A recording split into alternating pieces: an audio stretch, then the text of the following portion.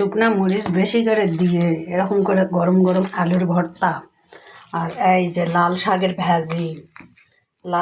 ভাজি সঙ্গে আলুর ভর্তা, শুকনা মরিচ দিয়ে আলুর ভর্তা, মানে ঝাল ঝাল আলুর ভর্তা এক কথায়। এই গরম ভাত দিয়ে খেতে সকালবেলায় এতটাই স্বাদ, কি আর বলবো।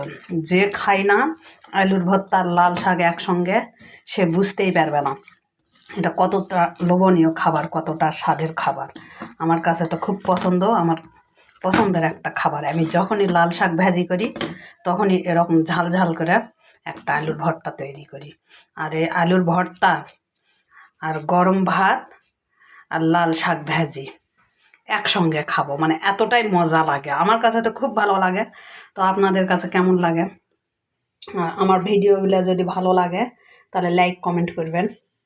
সকলে সুস্থ থাকবেন, ভালো থাকবেন, আমাকে সাপোর্ট করবেন, আমিও সবাইকে সাপোর্ট করব। আল্লাহ হাফেজ সবাইকে।